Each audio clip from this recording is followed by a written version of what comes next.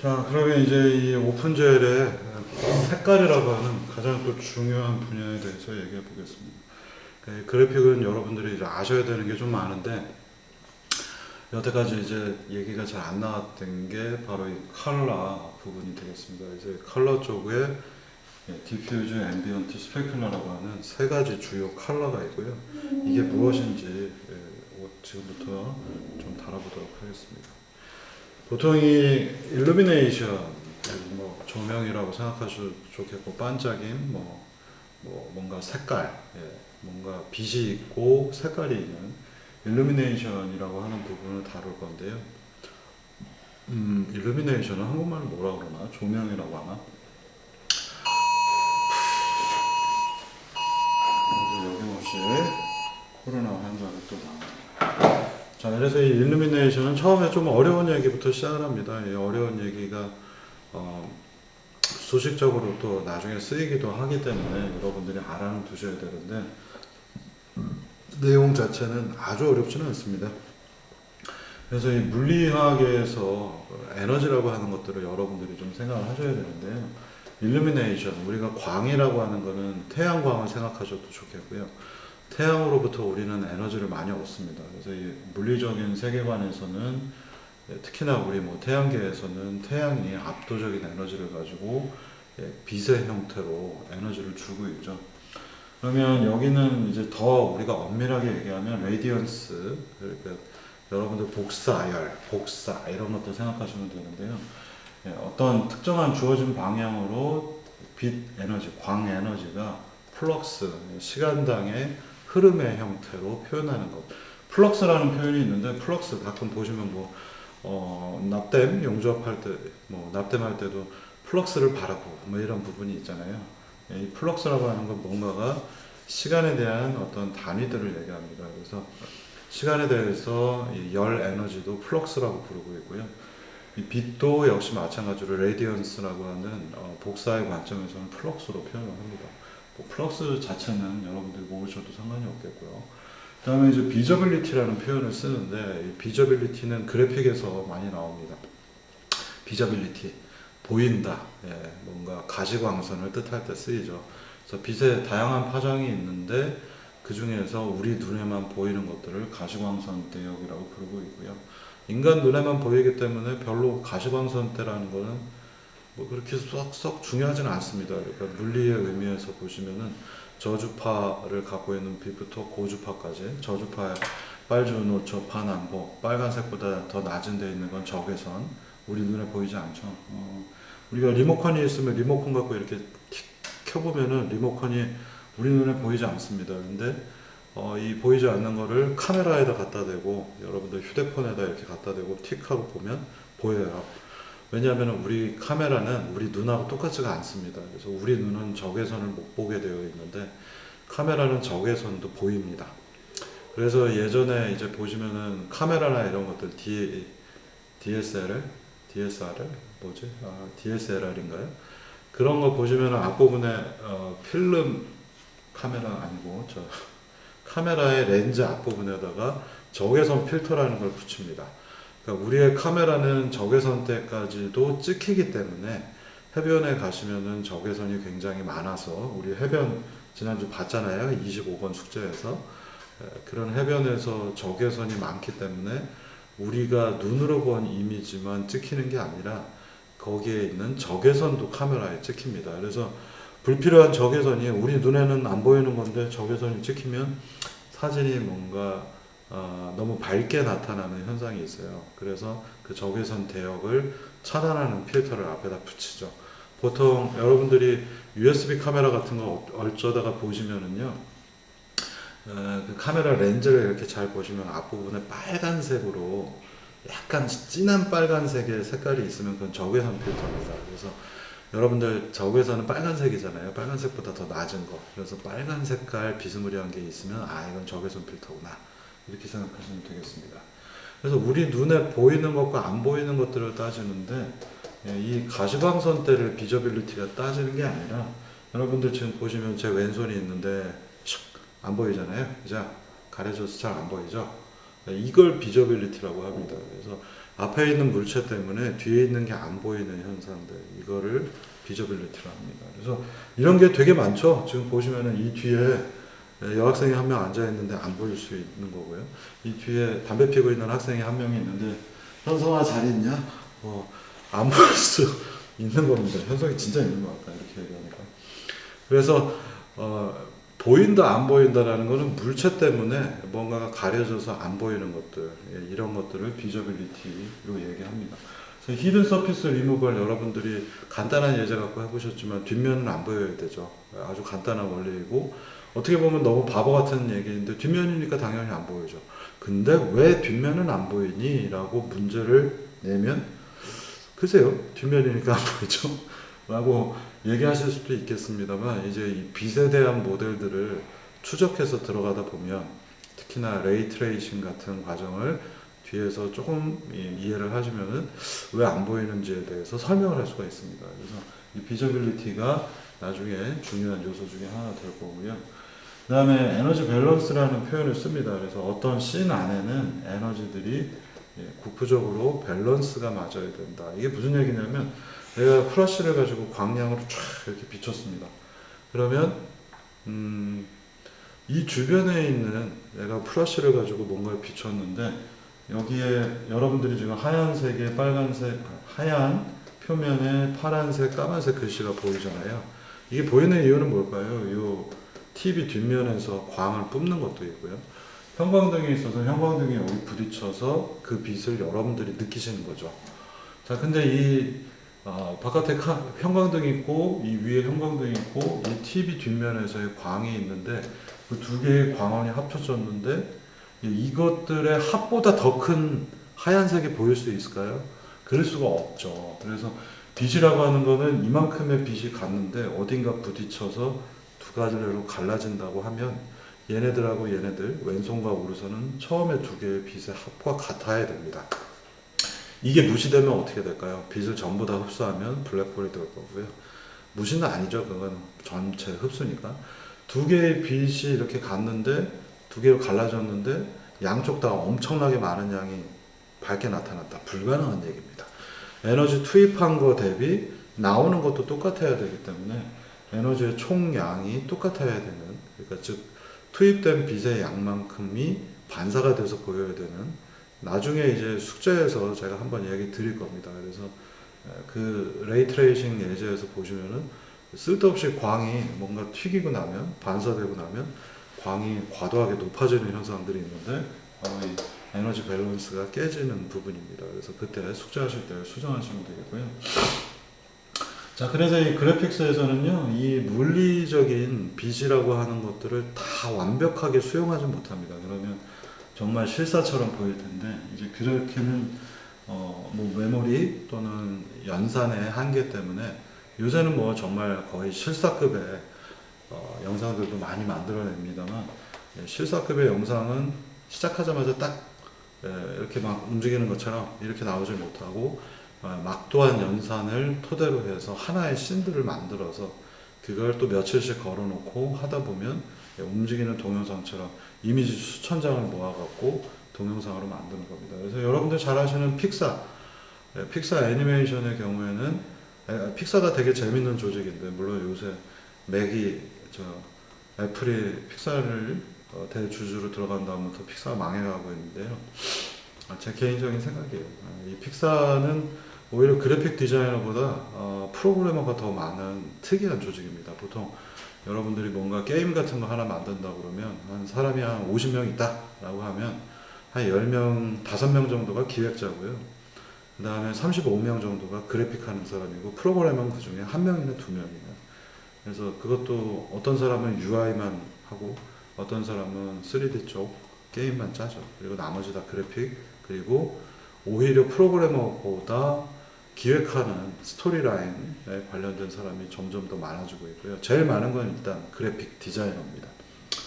그래서 요새는 그래픽 디자이너들 연봉도 많이 올랐지만 20년 전에 보면은 저는 한 달에 뭐 많은 돈을 받고 있는데 제가 받는 돈의 양을 그 그래픽 디자이너한테 만약 준다 그러면 한 20명까지도 쓸 수 있을 정도로 그렇게 격차가 났습니다만, 최근에는 이게 그래픽 디자이너의 중요도가 굉장히 올라가 있는 상태이고요. 뭐 실제로 개발자나 프로그래머가 별로 중요하지 않습니다. 최근에는 기획자가 더 중요하죠. 그러다 보니 이제 디자이너들 연봉이 되게 높아지고 있어요. 근데 그 정도 연봉을 받으시려면 경력이 10년, 20년은 쌓여야 됩니다. 그래서 예전에 보면은 그 정말 요새 돈으로 치면 얼마나 될까? 100만 원 채 안 되는 돈인데 한 70, 80? 예전에 한 2, 30만 원 받으면서 시다발이 한마디로 그렇게 게임 회사들에서 일하는 분들이 되게 많았었습니다. 지금도 많고요.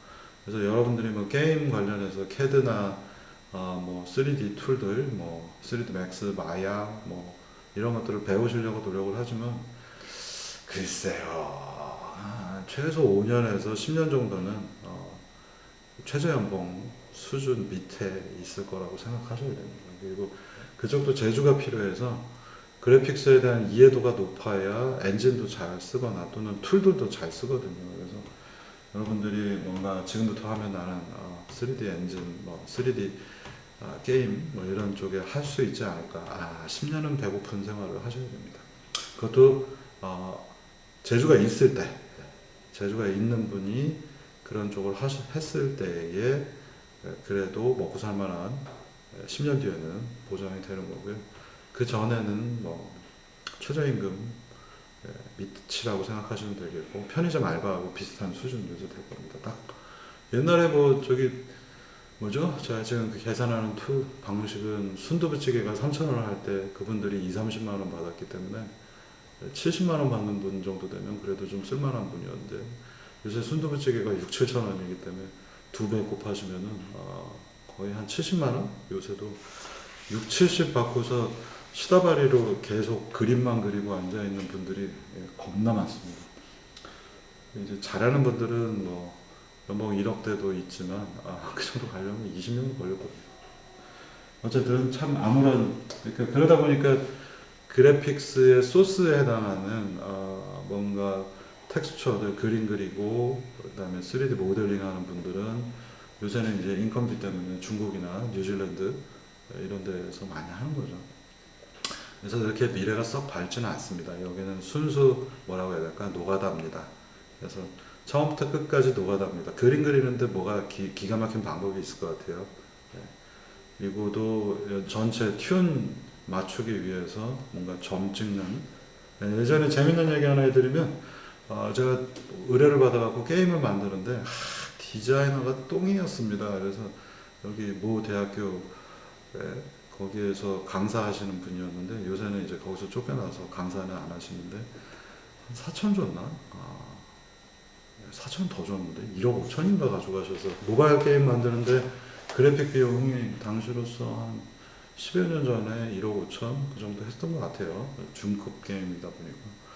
그러면 그거 디자이너가 학생들 그때 써가지고서 돈 조금 주고 그리고서 하는데, 그래도 퀄리티가 별로 안 좋아서 제가 특수 효과로 거의 다 덕지덕지 땜빵을 하고, 그리고는 튠 잡는 작업에서 그래도 디자이너라 인정이라고 제가 했던 게, 전체 게임에 나오는 캐릭터들을 한 화면에다 올려놓습니다. 그리고서는 여러분들이 포토샵 같은 데서 잘 안 쓰시는 전체 튠 다운, 튠 업 하는 거를 한두 번 하고요.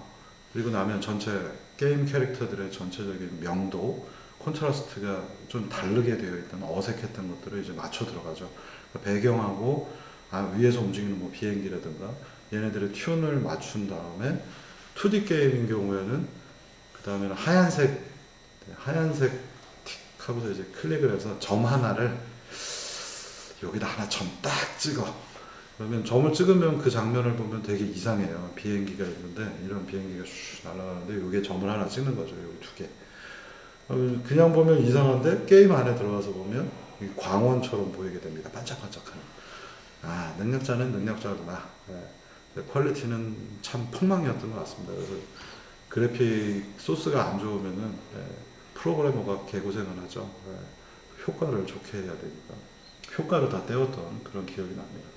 요새는 뭐 게임은 이제 돈이 워낙 많이 들어가는 패키지 산업이다 보니까 게임은 처음 기획부터 끝날 때까지 제가 맨날 하는 소녀전선 같은 게임 보시면 제가 대충 따져보면 한 200억 정도 투자가 된 게임이라고 생각을 해요. 왜냐하면 워낙에 퀄리티가 있는 그림을 일러스트레이트 이런 그림들 단가가 비쌉니다. 여러분들 그거 별거 아닌 것처럼 생각하시는데 굉장히 단가가 높습니다. 그래서 소녀전선에 또 특히나 또 캐릭터가 또 야시시 캐릭터가 많이 나오기 때문에 걔들을 개당해서 따져봤을 때 2년 전에 계산해 보니까 한 180억에서 150억, 60억. 근데 요새 몇 년 동안 이제 돈을 많이 벌었으니까 캐릭터가 늘어났잖아요. 그러면 200억은 충분히 들어갔을 것 같습니다. 그리고 거기에 현질을 하는 여러분들이 바본 거죠. 저는 현질을 절대 하지 않습니다. 네.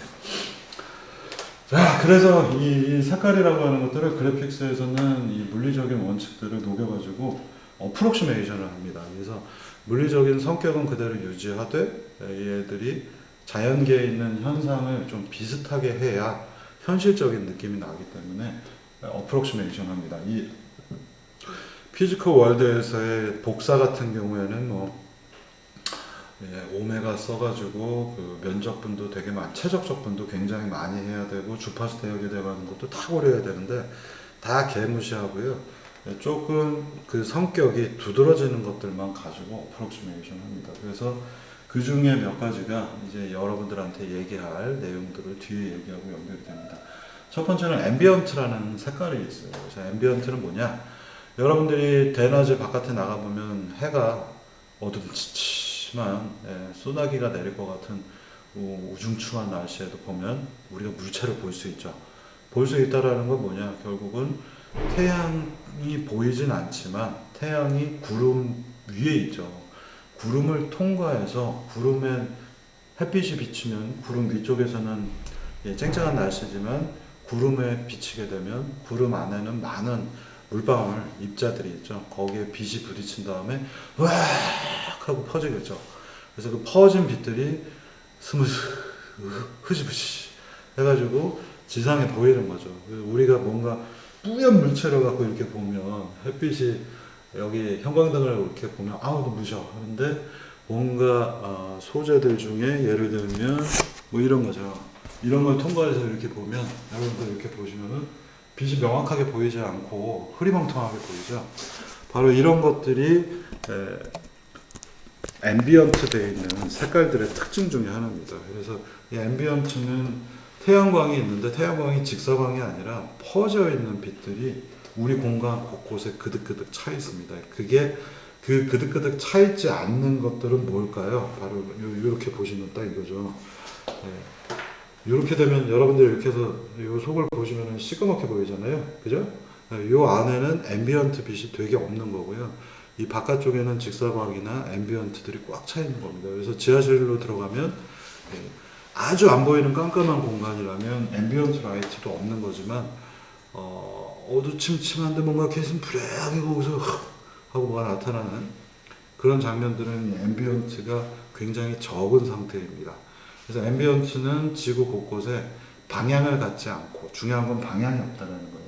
방향을 갖지 않고 쫙 퍼져 있는 것들을 의미합니다. 다음에 이 람베르티안 모델을 이제 배우실 거고요. 이 람베르티안 람보가 아니고요. 람베르티안은 디퓨즈라고 하는 컬러하고 같습니다. 즉 광원이 있는데 여기 튀겨서 나가면은 실제로는 하얀색, 백색 광이 튀긴 다음에 이제 살색 표면이 보이겠죠. 그래서 바로 이 표면들 이런 색깔들을 우리가 람베르티안 모델을 써서 표현을 할 것이고 얘들은 디퓨즈 색상입니다. 그 다음에는 이제 스페큘라라고 하는 것을 조금 다룰 거예요. 그래서 스페큘라는 뭐냐? 여기 잘 보이실지 모르겠는데 지금 이걸 보시면요. 은색이라서 약간 반딱반딱하는 게 보이지 않나요? 이게 맞겠다. 여기에 보시면은 지금 바로 이 부분에 하얀색이 이렇게 있는 거 보이시죠? 원래는 투명한 색인데 이 하얀색이 뭘까요? 여기 이렇게 있는 보이시나요? 안 보이면 병원에 가야 되는데 여기 있는 하얀색 이 부분만 유난히 더 하얗게 반짝반짝하죠? 이게 뭐예요? 광원 때문에 생기는 효과죠. 이렇게 뭔가 뺀질뺀질한 숙제하려는데 안 했던 학생들의 얼굴에도 스페큘라가 보입니다. 뺀질뺀질한 사람 이런 표면이 뭔가 하얀색으로 보이는 색깔. 이 하얀색은 사실은 천정에 있는 형광등이에요. 그래서 우리가 금속이나 플라스틱 재질에 보면은 바로 이 스페큘러 색깔이 많이 보입니다. 그래서 광원이 쫙 태양광, 자연광이 쫙 퍼져 있는 방향성이 없는 색깔, 앰비언트.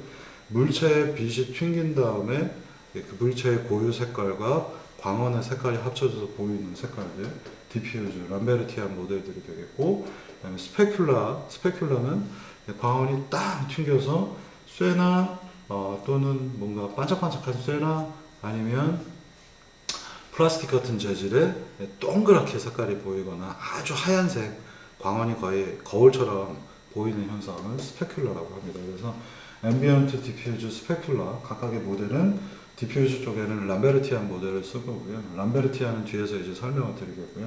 아마 람버트가 만든 방법이라 람베르티안이라고 부르겠고, 스페큘라는 퐁이라고 하는 아저씨, 불어죠. 퐁, 사람 이름입니다. 이거 퐁이 만든 이 스페큘라 어프록시메이션 모델 두 가지에 대해서 총 세 가지죠. 에 대해서 조금씩 다뤄보겠습니다.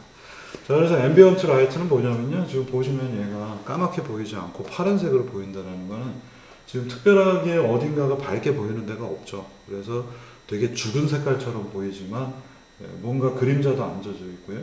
이게 바로 앰비언트 색상이 되겠습니다. 그래서 우리가 물체를 구별할 수는 있는데 뭔가 그림자도 잘 안 보이고 하는 거는 앰비언트 색상이 전체적으로 이렇게 쫙 펼쳐져 있는 이런 색깔입니다.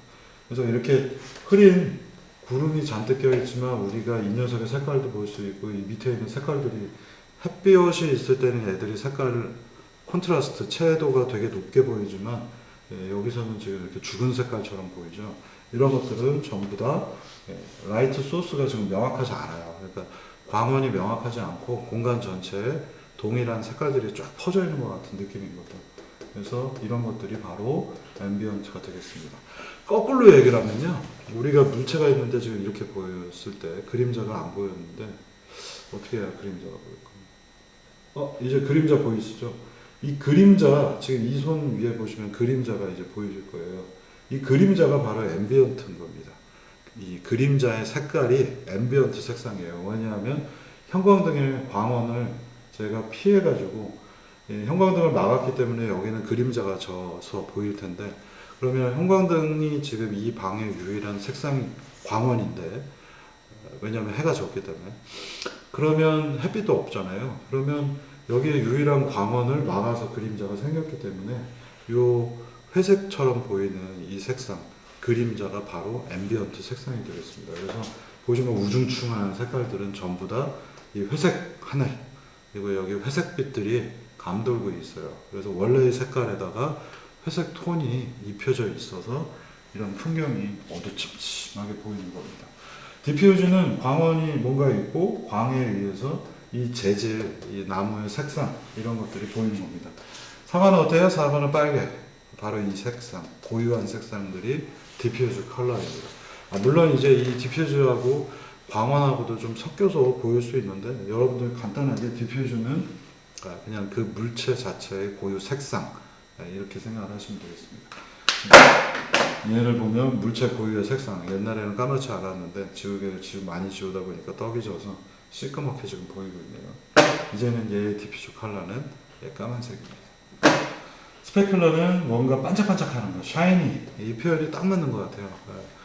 뭔가가 반짝반짝하는 거, 물체 표면에서 반짝이는 빛들, 자동차 이렇게 막 광을 내고 나서 보면 자동차가 반짝반짝 하잖아요.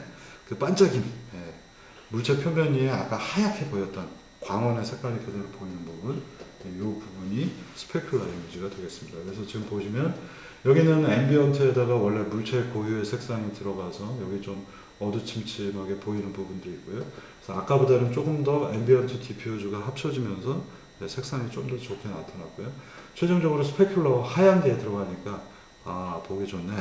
그래서 옛날에는 앰비언트, 디퓨즈, 스페큘러 이 세 가지가 되게 그래픽에서 화려하게 나타나는 특징이어서 이 스페큘러를 높이는 데 많이 집중을 했는데, 그러다 보니까 옛날 그래픽스 씬들을 보시면 반짝반짝하는 게 아주 과도하게 잡혀 있습니다. 이 스페큘라가 그럴듯해 보이니까. 근데 오히려 요새는 이 스페큘라를 많이 다운을 시키고 앰비언트 디퓨저로 합쳐져 있는 물체의 고유한 색깔과 적절한 광도, 그림자 이런 부분에 좀 더 집중을 하는 세계에 살고 있습니다. 왜냐하면 그게 더 현실적이기 때문에 그렇습니다. 우리가 이렇게 반짝반짝한 세계관은 멀미가 날 것 같은 이런 게임을 오래 하시면은 3차원 게임 하시면 멀미가 나죠. 이 반짝임이나 이런 것들이 빔 모델들이 얼핏 보면은 그럴듯해 보이는데 이거 광원 조절을 잘못해갖고 지금 보시면 이 그림에서는 요 위쪽에 광원이 있게 보이잖아요. 근데 이거 말고 또 다른 오브젝트가 있는데 걔는 광원 계산을 잘못해서 밑에 있는 것처럼 보이게 되면 이렇게 밑에가 훤하게 보이겠고 이 그림은 위에 쪽에 광원이 있는 것처럼 보일 거예요. 이렇게 광원 위치를 잘못 잡아 놓으면 이 반딱반딱거리는 형태의 게임을 오래 하시면은요 광원의 위치가 내가 머릿속에서 뇌에서 계산한 거하고 다르기 때문에 우리 뇌가 굉장히 공간감에 대해서 혼란을 느낍니다. 그래서 광원 위치를 잘못 조정을 하게 되면 그 게임은 반짝반짝하게 보이고 화려해 보이긴 하지만 자꾸 멀미가 나는 거죠.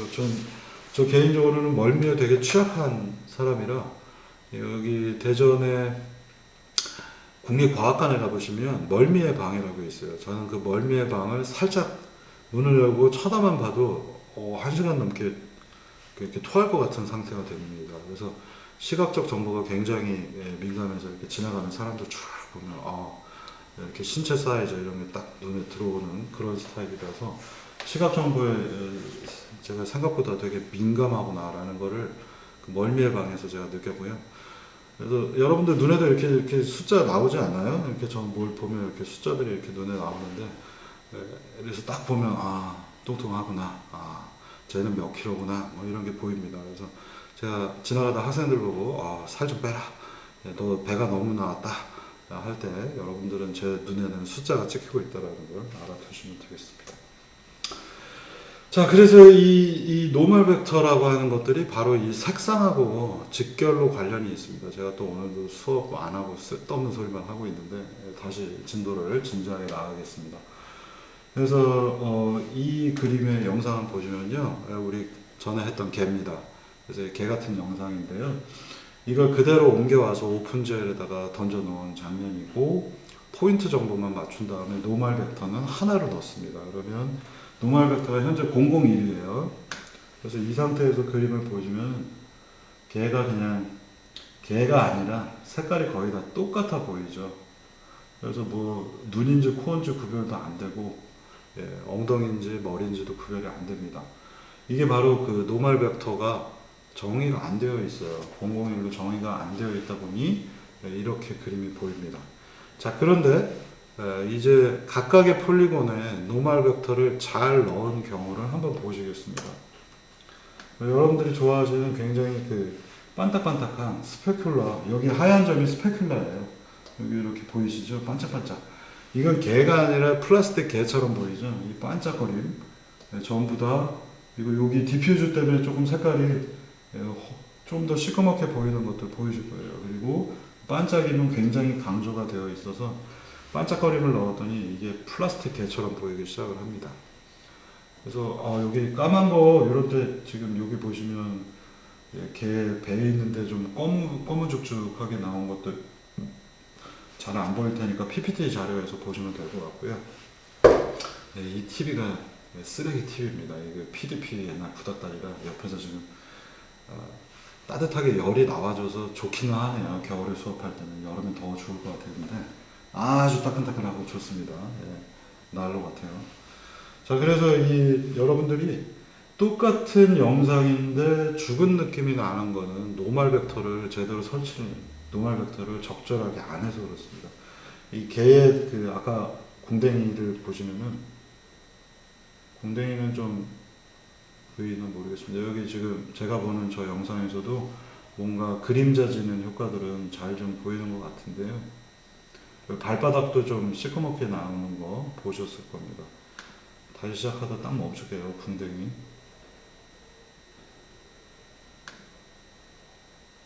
거의 안 보이네.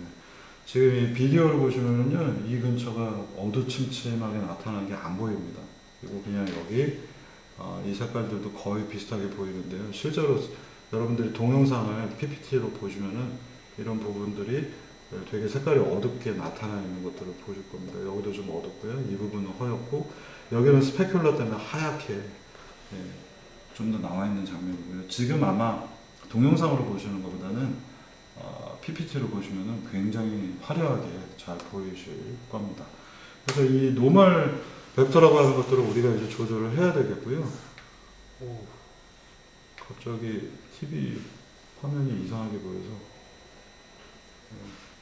뭔가 조금 이렇게 동영상이 그지같이 나오죠?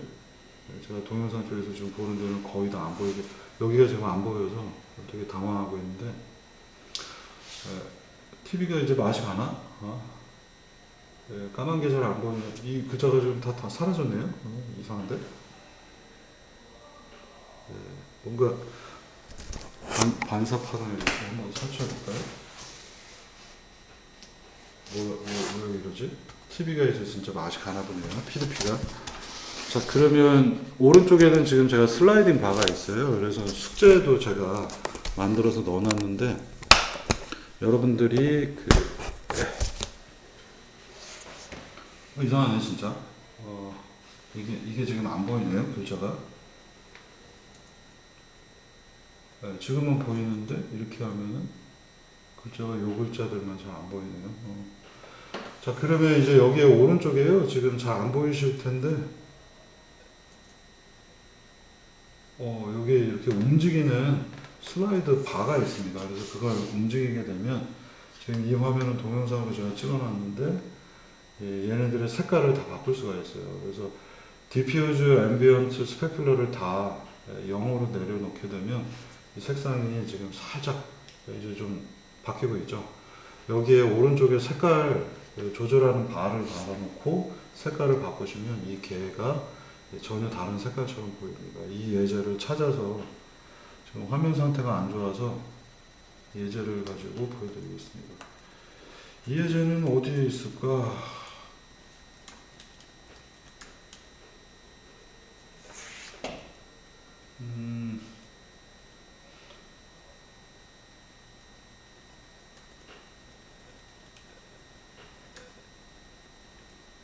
이건가?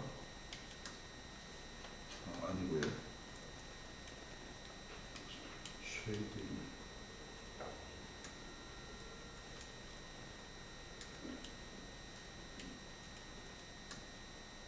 아닌데요. 여기인가 보다. 이거 테스트 G가 지금 어딨나?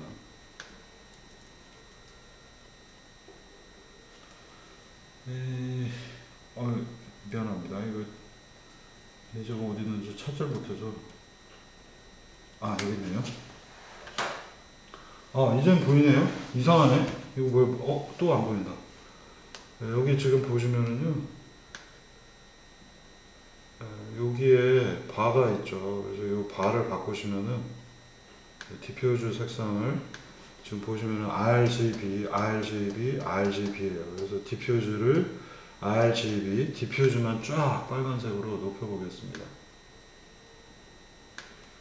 그리고 G도 높이고 B도 높이면요. 자, 앰비언트가 모자라기 때문에 앰비언트를 특정한 레벨로 이렇게 만들어줍니다. 여러분들이 디퓨즈 색상 맞춰가지고 다시 한번 눈여겨보시면 되겠어요. 앰비언트 색상은 지금 보시는 것처럼 높이 구별이 없이 여기저기서 쫙 펼쳐져 있다 보니, RGB가 다 똑같잖아요. 지금 RGB 3개라서 이 색상을 얘만 이렇게 높이면 빨갛게 보이겠죠. 근데 색깔이 조금 달라집니다. 그리고 얘를 이렇게 줄이면은 조금 더 어두침침하게 나타나죠. 그래서 걔가 아까보다 훨씬 어둡게 되어 있습니다. 이 상태에서 디퓨즈만 쫙 올린다. 여기가 좀 붉은 색들이 좀 보였고요. 워낙에 앰비언트가 낮으니까 이거 어두운 지하실에서 걔를 만난 겁니다.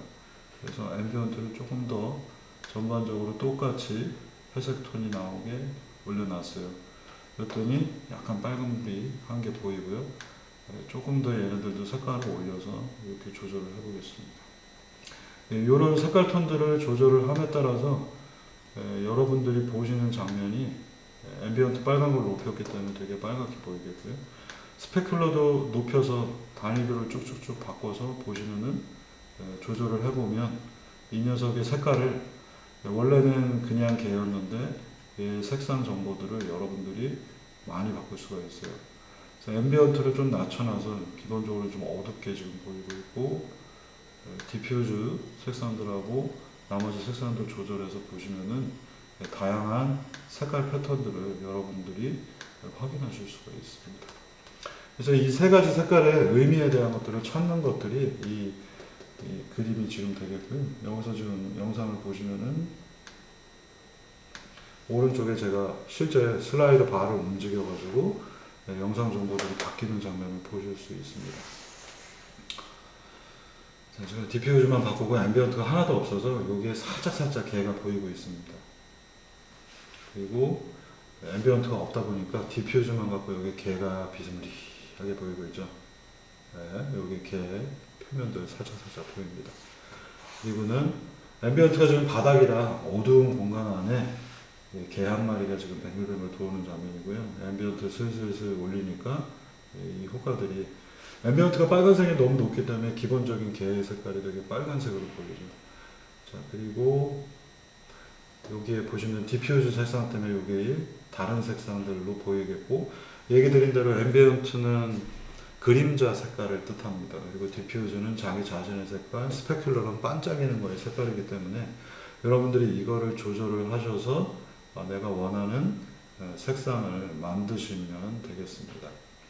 그래서 여러분들이 앰비언트, 디퓨즈, 스페큘러라고 하는 여기 지금 보시면 반짝거리는 색깔이 녹색으로 보이죠? 스페큘러가 녹색이라 그런 겁니다. 그래서 스페큘러, 앰비언트, 디퓨즈 이 세 가지를 여러분들이 이해를 하셔서 뭔가 원하는 스타일의 그림을 만드는 것을 제가 숙제로 내드렸으니 그걸 확인을 하시면 되겠습니다. 그래서 계속 지금 바꿔보면 세상 정보들이 계속 바뀌면서 다른 색깔들, 눈여겨보셔야 되는 건 그림자 색깔, 그리고 원래 개의 색깔, 반짝임, 스페큘러의 색깔, 그림자 색깔은 앰비언트, 디퓨즈는 원래 색깔이에요. 이 세 가지가 다양하게 색깔들이 보이고 있는 장면을 보실 수가 있습니다. 요쯤에서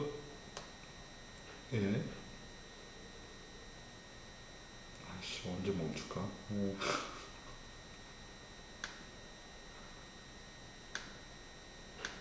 이 장면을 한번 보실까요? 힌트를 제가 얘기를 드리면은, 자, 디퓨저의 경우에는 지금 RGB, G가 높죠. 그래서 이 개는 초록색으로 보이고 있습니다.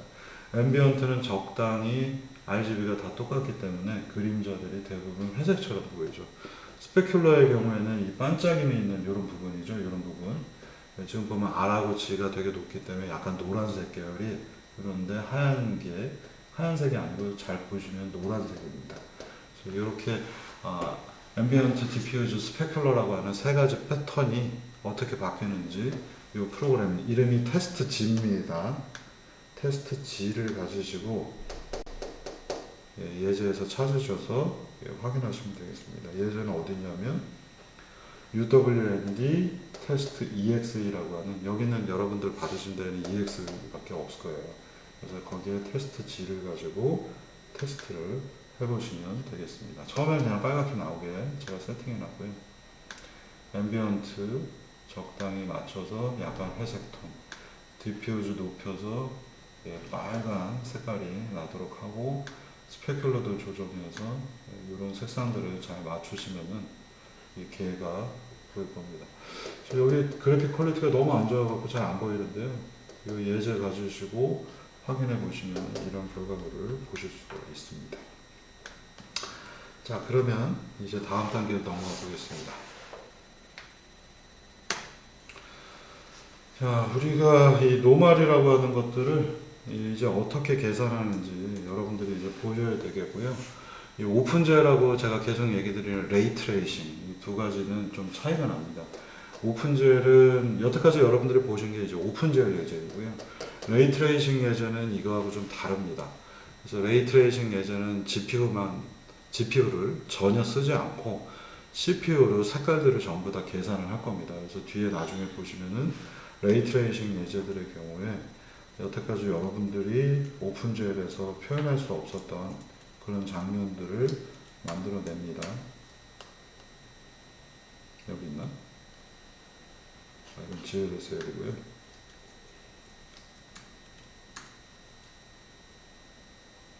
레이트레이싱은 잠깐 한 번만 보시고,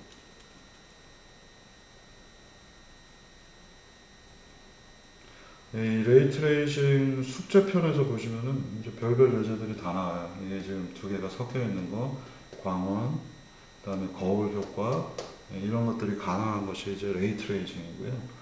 여기서는 정말 쉬운 예제들만 가지고 여러분들한테 숙제를 제가 이 코드 다 짠 다음에 효과만 가지고서 얘기를 할 겁니다. 그래서 이 오픈GL을 가지고 할 때에는 이런 레이트레이싱 같은 정교함이 나타나지 않기 때문에 거울 효과 같은 걸 만들 때는 다른 꽁수를 써서 보통 합니다. 그래서 표면이 있는데 또 다른 녀석을 여기에 거꾸로 일부러 반사되는 형태로 두 번을 그려서 여기에 뭔가가 투영이 된 것처럼 거꾸로 그려주는, 그래서 보통 더블 채널이라고 불리는 두 채널 이상의 그림을 여러 번 그려가지고 뭔가 효과들을 만들어주고요.